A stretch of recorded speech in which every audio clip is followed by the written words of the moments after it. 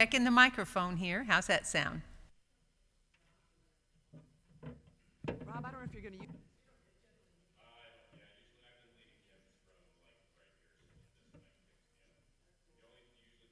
That is when.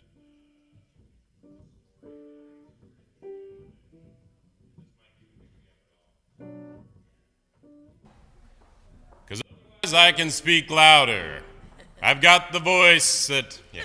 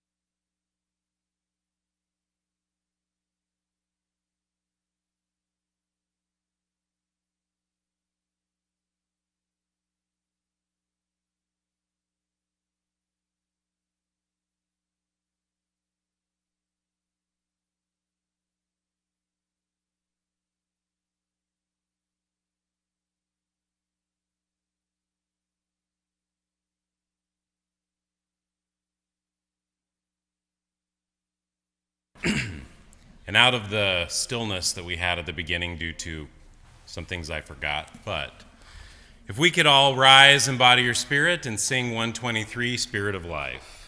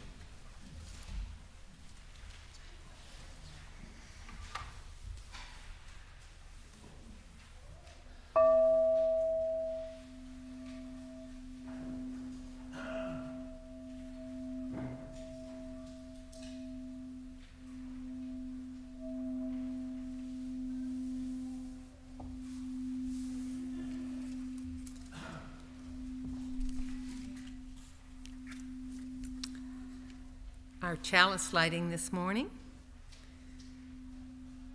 symbol of light and knowledge, symbol of warmth and freedom. We light this chalice as a symbol of our faith. Here we gather to celebrate hope and the infinite possibilities of love. Thanks, Rob. Well, good morning. You might be noticing that it's just Rob and me up here this morning. Well, our interim minister, the Reverend Jen Grayson, is taking a few days of vacation to celebrate and enjoy her birthday today. Happy birthday, Rev Jen, right? Yeah. My name's Joetta Pro, and I am currently the vice president of the Board of Trustees. My wife Kathy and I have been members here since 2016. I'm delighted to be here today with you as your worship associate. And in case you're wondering, no, I won't be delivering today's sermon. We have the pleasure today of being uplifted by a service that Reverend Jen has designed that includes a story and a sermon that comes to us from the president of the Unitarian Universalist Association, the Reverend Dr. Sophia Betancourt. We're very grateful to our tech team and the technology that makes today's connection to our larger faith community possible. We're delighted that all of you are here today, online and in person. I want to extend a special welcome to those who are newcomers, and I see some here today. I'm so glad you're here. We hope that you find over time that the seeds of your faith grow and put down roots here at St. John's, where our mission is creating a safe and caring community, working for peace and social justice, and celebrating beliefs that respect freedom of thought. Now our affirmation.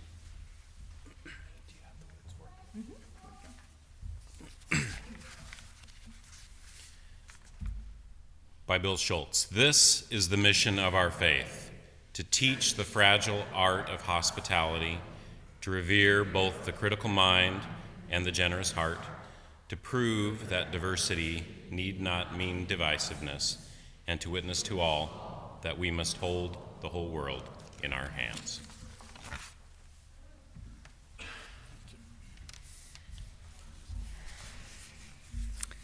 When the St. John's community gathers virtually and in this sanctuary on Sundays, each person carries with them sorrows and burdens of life as well as experiences of joy.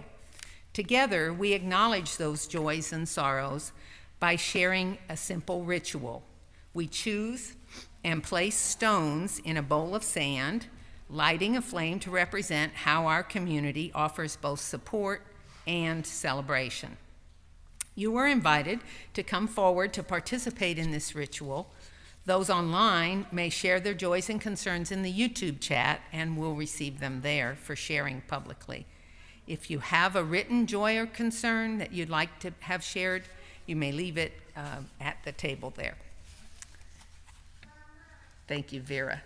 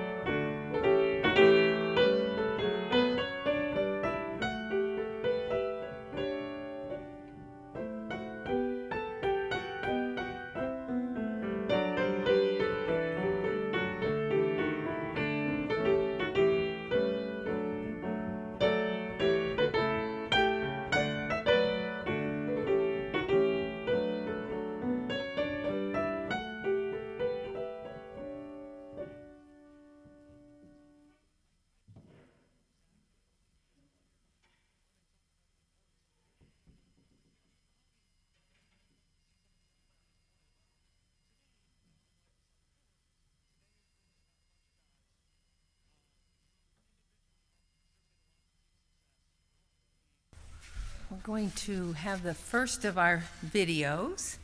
I'm checking back to the tech crew. I think we're ready, maybe? Oh, okay. This is a prayer from the Reverend Erica Barron titled, Teach Us to Make Magic.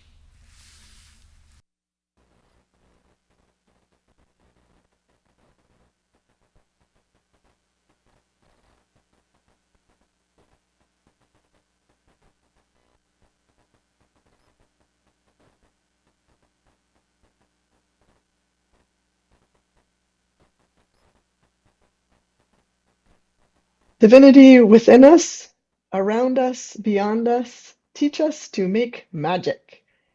The magic of inner reflection that helps us align our actions ever more fully with our values. The magic of empathy and compassion that can heal hearts. The magic of creativity that can help us find new horizons of possibility. The magic of nourishment for body and spirit that brings strength and joy. Help us in the week to come to find small, magical acts of love and intention that, like seeds, can grow into liberation and beloved community. May it be so.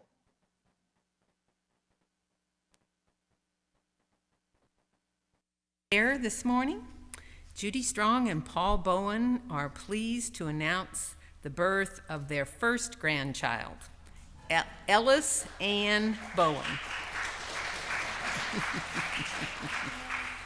Baby and parents Alex and Wesley are doing well. Thank you and congratulations. Okay, Rob, I think we're ready for a hymn. We'll now sing hymn 325. Please rise and bow to your spirit, and Vera will play it through one time for us so that we hear it once.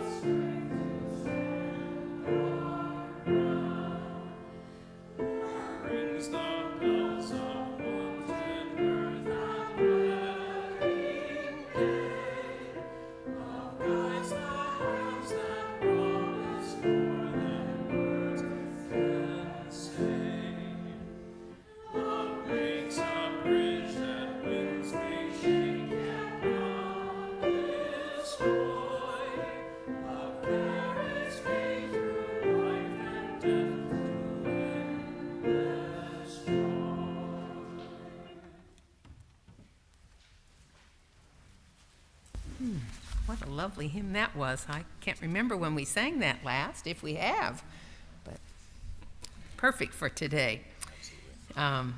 Because our next piece of video will be a lovely story for all ages, so I want to invite all of the children who are in the chapel to come. We've saved the front row for you. Maybe, Rob, you could move your music stand for the moment. We've saved the front row for at least 5 kids. Oh, and there's some over here too, so that you all can see the video that's going to be up on the big screen, because the minister is going to tell a story up on the big screen today. Okay, great. And there's more seats, or you can sit on the floor if you like that better. Whatever. There's some, yeah, excellent. Okay.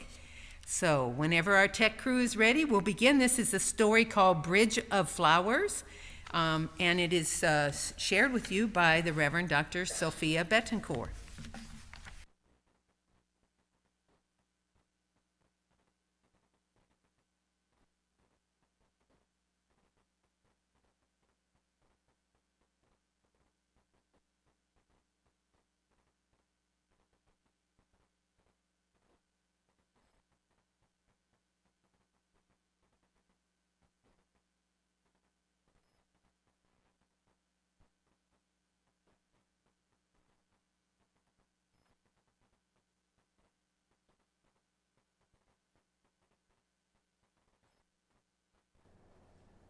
Our story today is adapted from one of my favorite authors, Leah Lakshmi Piepsna Samarasinha, and it is called The Bridge of Flowers.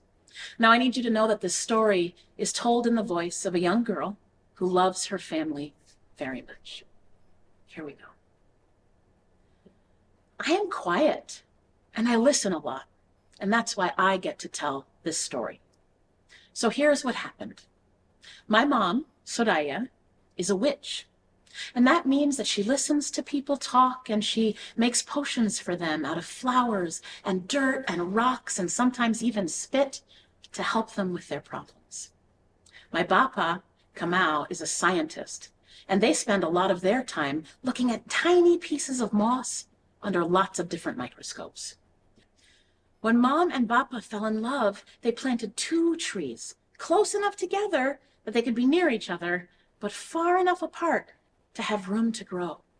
So Mom cast a spell, and Bapa settled down lots of fertilizer, and the 2 trees grew quickly and really, really tall. Now, Mom and Bapa really love each other. They don't always love living together. Right, Soraya has a tendency to leave crystals and lipstick and bacon grease everywhere. And Bapa likes clean counters so that the bacon grease doesn't end up in their experiments. They fight about this sometimes. Soraya thinks that bacon grease and crystals and lipstick are part of the magic. Bapa says clean counters are magical too. So eventually, Soraya and Kamau decided to live close together, but also apart. And they built houses, tree houses, in those very same trees that they planted when they fell in love. And most importantly, between the 2 houses, they wove a bridge of flowers so you could get back and forth whenever you wanted to. That bridge had roses and sunflowers. It had little yellow flowers whose names I don't remember. It had cactuses, one of which was the parent of my own personal cactus, Agnes. You'll hear more about her later. It was a beautiful bridge, and it allowed us to go back and forth whenever we wanted to see each other. Now, my sibling Kumar, after a while, added a skateboarding ramp to the bridge. They would go to the bridge, do an ollie, land on the ramp, go around and do the whole thing again. It kept our family woven together. Me, I stay inside often, and I journal, and I'm quiet. Sometimes outside is just too much. But late at night, when the whole world is listening, I like to sit in the middle of the bridge and breathe. Now, one day, times got really stressful in the world, and Mom tried to help more and more people, and she picked more and more flowers from the bridge for her potions. And Bapa, they were doing more work to try to clean the air, and they took more mosses and lichens from the bridge. They did this work to support the community, and they picked more flowers and more mosses and more lichens. And one morning, when we went outside, we saw that they had picked too much, and the bridge had collapsed. Mom and Bapa started fighting about whose fault it was. We just don't have time to deal with this. And they went back to work. This is something parents do sometimes when they're stressed. But Kumar and I didn't think this was okay. Some members of the community suggested that we didn't need a bridge. After all, Soraya had a ramp, Kamau had an elevator. It wasn't as if we couldn't get to each other. But Kumar and I liked the ease of back and forth. What if I left Agnes in the wrong house? What if Kumar needed their backpack? We decided something had to be done. Now, I don't always get along with my sibling, but we talked about it and we strategized and we came up with an idea. So I went to Mom's cabinet, you know, the one she doesn't lock because she trusts us.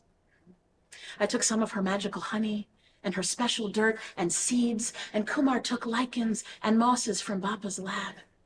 And we came and we brought our hands together and we thought about what we most wanted. We closed our eyes and we wished for that to come back into being. When we opened our eyes, the bridge was back. But it didn't just connect our houses. It connected our houses and our libraries and the place where Soraya and Kamau go for organizing meetings. It connected us to the shelter and the food bank and all around the community. And the bridge was beautiful. So we went to wake up Soraya and Kamau to show them what we had done, but they were already awake. They were up late, working on saving the world. But they came outside with us and saw the bridge, and it was good. So it turns out that I have magic too, even though I'm quiet. Or maybe because I'm quiet, I have magic. And it's good to live with people you love and to sometimes have enough space for yourself and for growth.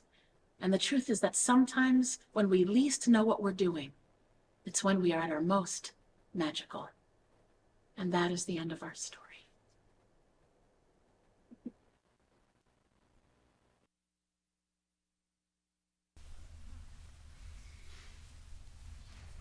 We'll now sing Children's Blessing. Here, could you play a little introduction for us?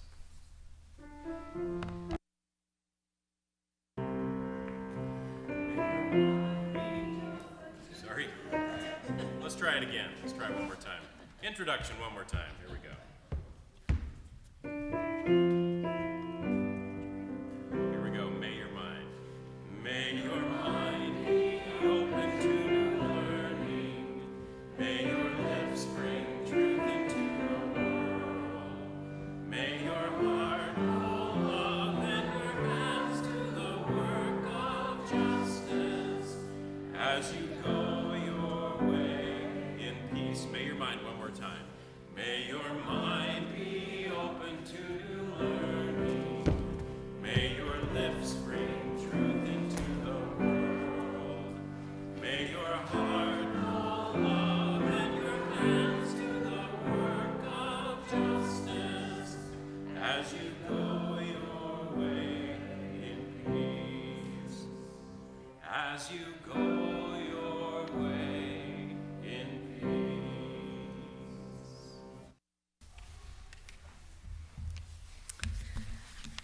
Well, why do we contribute our time, talent, and treasure to St. John's? Well, on the most basic level, we do want to keep the lights on and pay our minister and staff, right? But there is a deeper reason, as those who have experienced the joy of giving can attest. It feels good to share with others. And when you share with St. John's, you're not only helping to ensure that this church is here for all, but also that we can do the good work of love and justice in the wider world. Your contributions to support the good works of this congregation will now be gratefully received while Vera plays Debussy, I believe, huh? Yeah, we're going to see. I don't know what the piece is, Ah, but okay. it'll be lovely. It'll be lovely.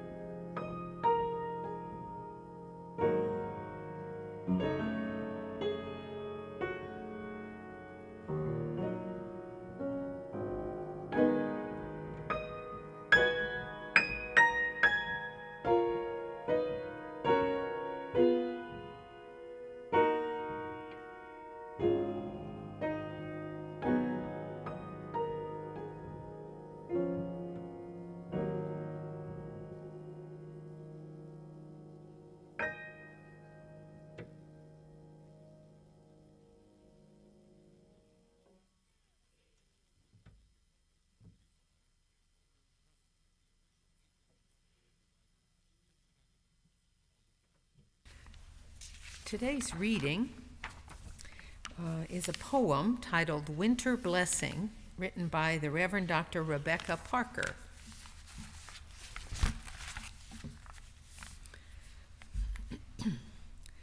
In the shadowed quiet of winter's light, earth speaks softly of her longing, because the wild places are in tears. Come, she cries to us, kneel down here on the frosty grass and feel the prayer buried in the ground. Bend your ear to my heart and listen hard. Love this world, she whispers. Distill peace from the snow and water the cities with mercy. Weave wonder from the forest and clothe grief with beauty. Rest in the rhythm of the turning year. Trace the bending arc rounding the curve toward justice, and vow anew to do no harm. The winter trees stand watch, haloed in the last gleams of the slanting sun. Glory sings here. Heaven echoes the call. Repeat the sounding joy. Make your life an answer. Bow, praise, rise.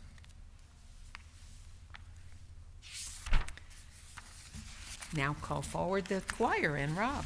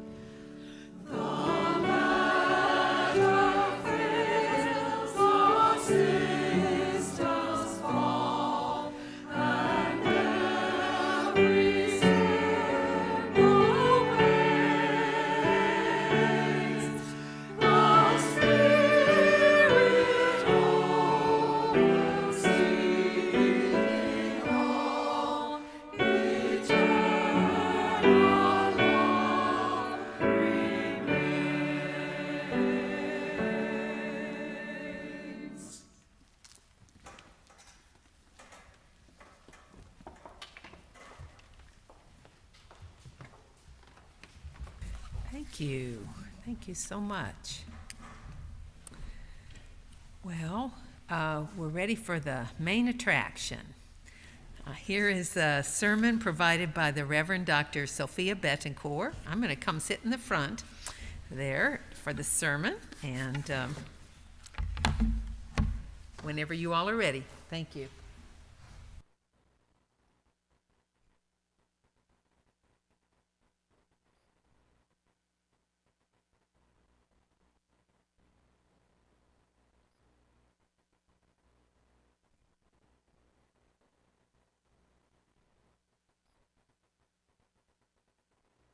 My beloved housemate and chosen family, the Reverend Dr. Devorah Greenstein, has been excited about winter sowing lately. This is the practice of starting seeds outdoors in the winter months, long before most of us think about planting gardens. It's a fairly simple and practical idea. Most gardeners save plastic containers from around the house that we might otherwise recycle, and we prepare them with soil and seeds and lids so they can protect the potential that they house through the coldest months of the year. Why do we do this? Couldn't we look at beautiful pictures and seed catalogs instead and dream of all that we might plant in the spring months? I know that that has long been my personal practice. Why would we follow what for some of us are the winter holidays by tucking tiny kernels of life into unlikely spaces? I've decided to embrace this idea of setting seed long before signs of life will be visible as a type of leaning in to the new year. How many of us, like me, have gotten into a habit of disparagement at the year's turning? I remember holiday ornaments in 2020 that had language I probably shouldn't repeat in the pulpit without good cause, woven into these beautiful snowflakes. I think we still have a small plastic dumpster with flames coming out of the top as a representation of our disparagement and dismay with the year prior. I can't remember if it was 21 or 22.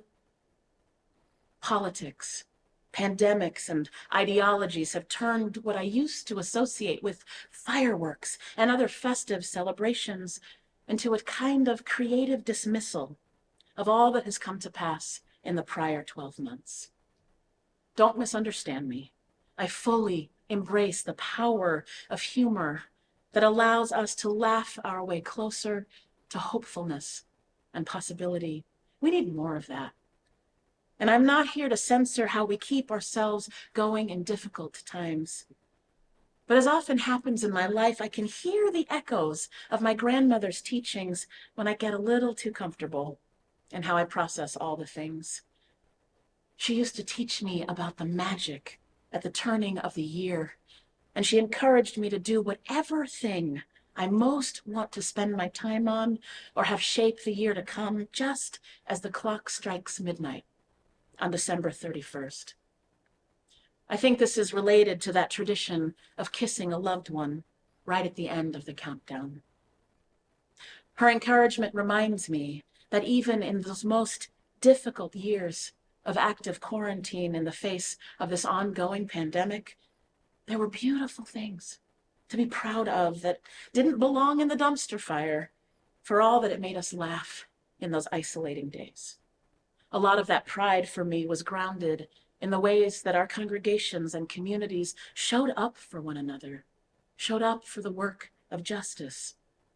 It was grounded in my gratitude for our religious professionals, for our lay leaders and our nationals UUA staff as they pivoted and resourced and supported us through the unknown.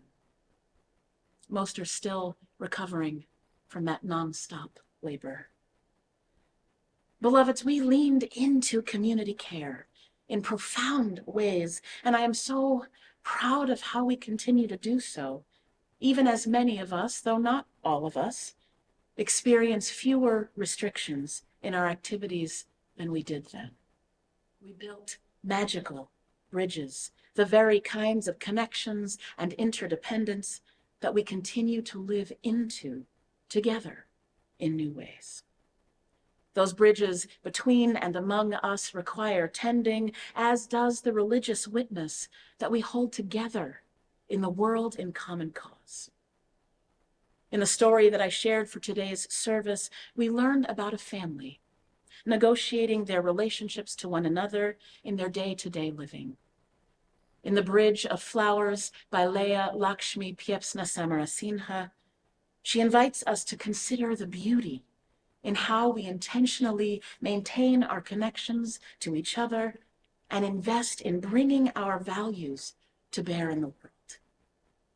This unique bridge connecting people across love, across differences in how they approach everyday life, their belief systems, and community engagement, still allows for the creation of beauty and magic, as beauty and science and magic weave together a path that can be navigated by everyone.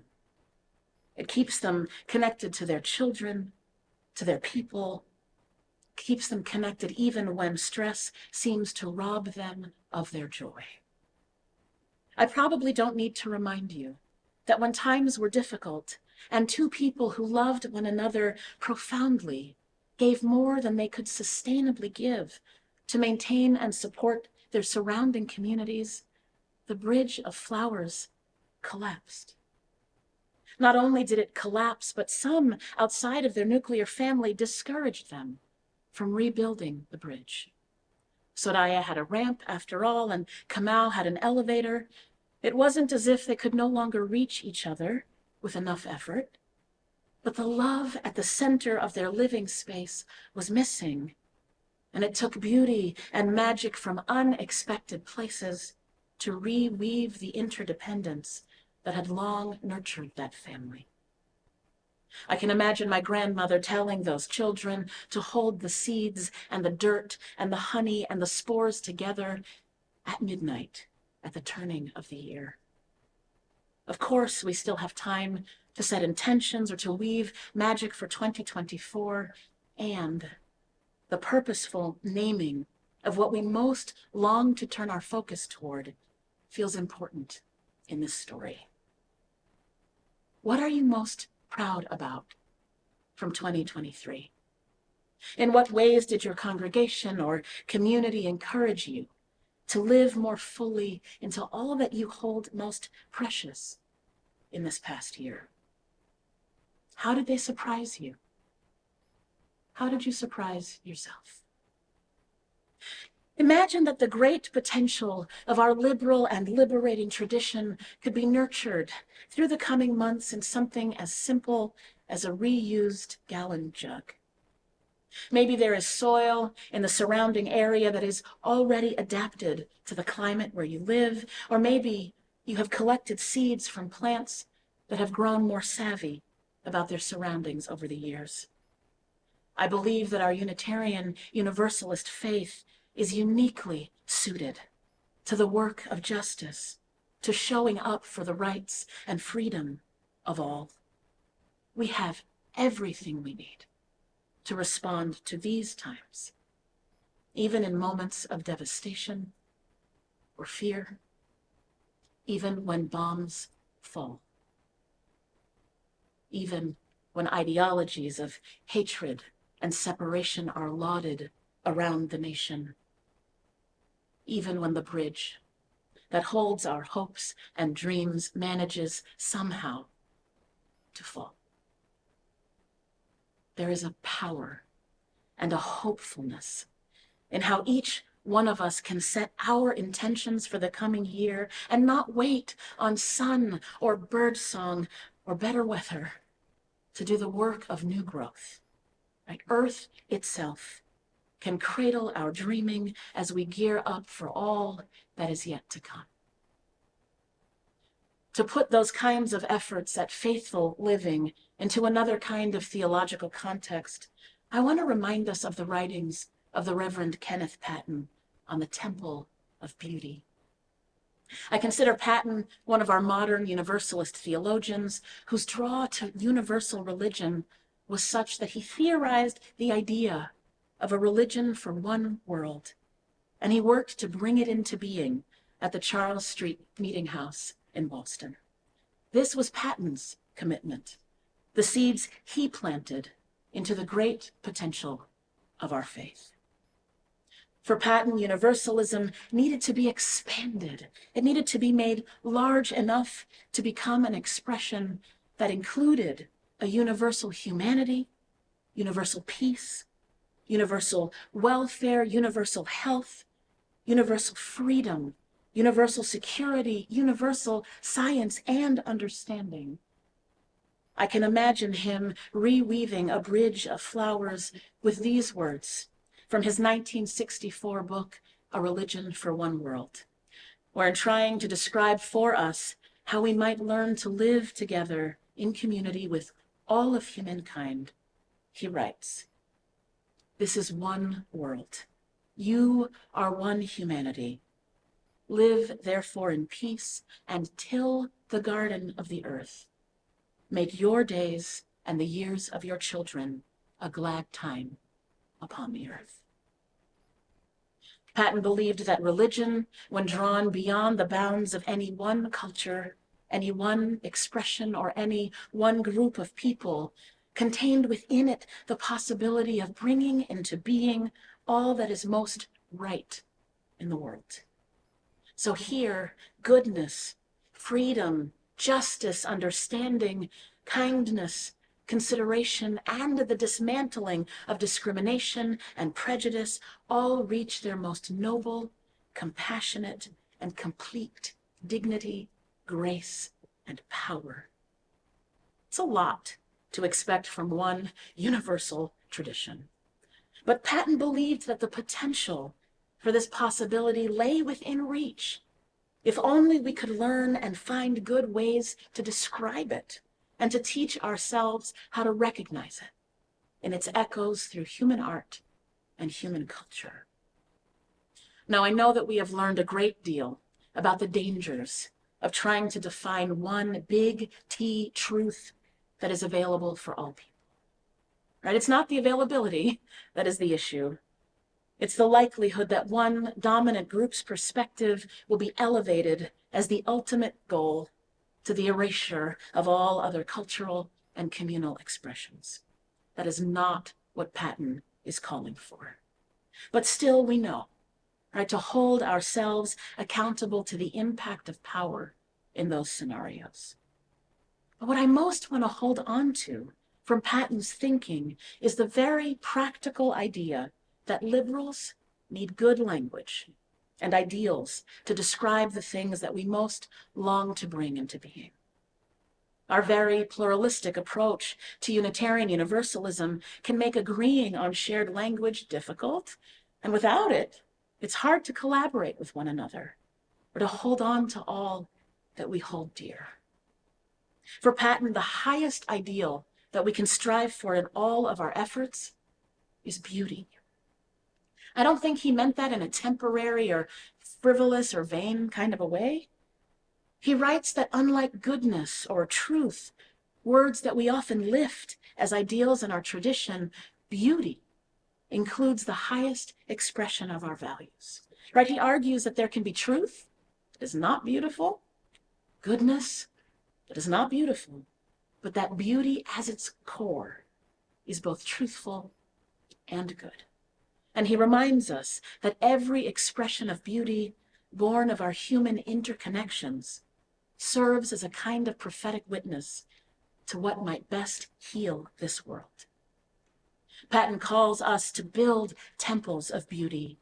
For me, those would probably take the form of gardens, and to fill them with everything that will preach our greatest ideals on our behalf. So what beauty do you most want to call into being in 2024? How are your congregations and your communities leaning into all that is most needed in this coming year? How are you helping to keep those bridges well tended? From the perspective that I am privileged to hold as the president of your Unitarian Universalist Association, I can tell you that there is already a lot to be proud of in our efforts in community. I hear from our field staff that care for each other far beyond the bounds and the limits of Unitarian Universalism remains the bedrock of this faith. I hear from our organizing strategy team again and again as they work with partner organizations around the country that they are thanked for the ways that UUs serve as the dependable core of volunteer efforts for justice in their communities. I get to witness the ways in which our national level volunteers all across our tradition give their very best to keeping the values and the ideals of Unitarian Universalism alive in the world. And sometimes I get to sit with a few of you in small groups where I'm told again and again how this faith saves lives. Beloveds, I'm not here to tell you what seeds to plant in the coming year. I can tell you some of mine. In this shared ministry and with the wisdom of so many others by my side, I am tucking the seeds of climate justice into my winter sowing this year. Alongside it go the seeds of democratic strategy, bodily autonomy, and decriminalization. With your dedicated national staff, I get to plant seeds of accountability in ministry and congregational life, seeds of leadership development, resource production, ministry with youth and families, and greater equity among our religious professionals writ large. Together, we will continue to sow seeds that protect the most vulnerable among us, and together we will UU the vote again in this coming year. The garden of my dreams is born of the great potential that I know lives at the heart of this faith, and the love that we call into being at the center of it all is more than enough to help our dreaming bear fruit. Loves, these have been challenging times, and the beauty that we bring into being together will be enough. May 2024 shower you in blessings, and may you in turn take those blessings and share them in the world. Thank you for all that you are and for all that you will yet do. May it be so. Amen. Ashe. And blessed be.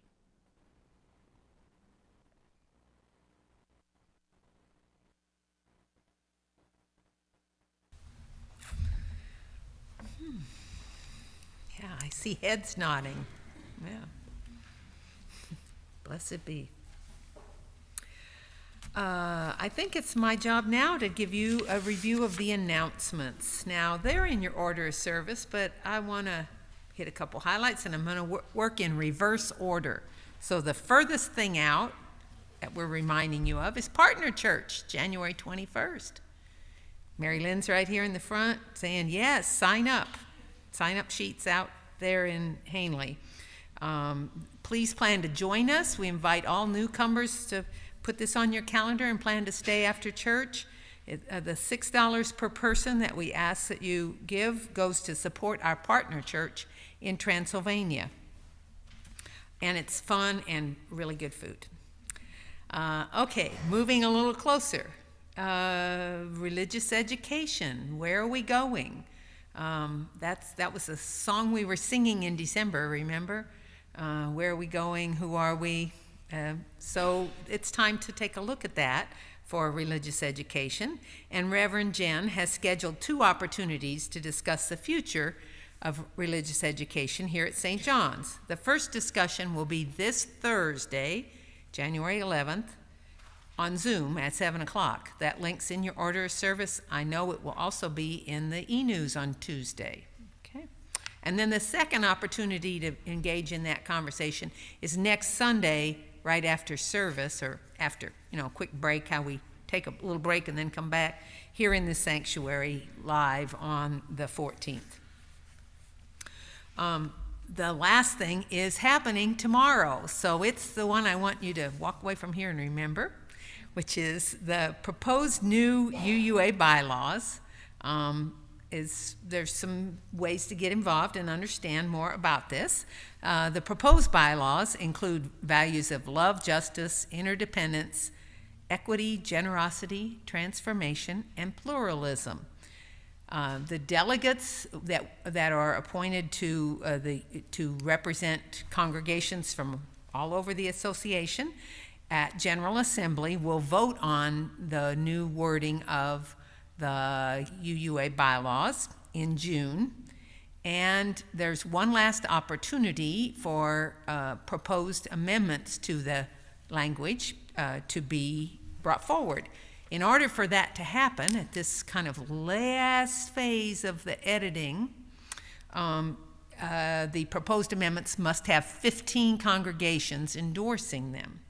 And we here have a member, Howard Tolley, who many of you know, and also the Reverend Alice Diebel, who served us last year, and Mac Geckler from the UU Peace Network, who, along with other people, have proposed an amendment to the new language. Am I making sense here? Layers on layers, but it's a little complicated. But and that amendment is titled Peace as a UU Value. And the process here is that the board of any congregation can elect to endorse those proposed amendments, and your board, of which I'm a member, will be deciding whether to endorse peace as a UU value on January 17th. We are going to have a presentation from Howard on Monday, tomorrow, 7 o'clock on Zoom, where Howard will make his case, and the board will attend or watch the recording of it and then make an informed decision on January 17th. But it's your opportunity to come discuss and be a part of that conversation and learn more about the UUA bylaws process. That was a long pitch. You can tell I care about it, right? Yeah. So I hope some of you will show up. And we'll have our concluding hymn now, and followed by benediction. Oh, and Rob has an announcement too. Yeah. So last week I invited anybody interested to come and try choir out on the 11th of January. Well, we've moved that to the 18th. So I'll work on getting it in the announcements for next week and work with Claire to get it in the e-news and stuff like that for the next list. So January 18th, if you want to just come try it out, sing along with us and say, do I want to stay? Come and do that. Thursday, January 18th, 7 p.m., and we'll have a little, eat some food at the end of it. So if nothing else, come sing and then eat some pizza. Get something, so yeah. We will now sing hymn 130, O Liberating Rose. Please rise and body your spirit, and it's one that the choir was like, never sung this one before. So we're going to have Vera play through it one time for us, and then we'll sing it. So 130, O Liberating Rose.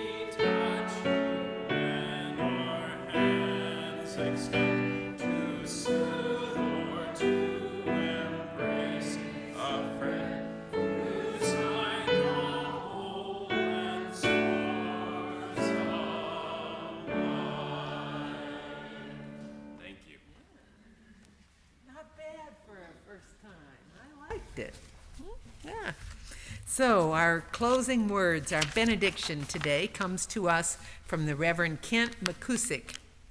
In the name of all that is holy, may the connections between us inspire and sustain us. May the flame of life within us and among us be a sacred reminder that we are all called to serve, to grow, and to love as we continue this journey of transformation.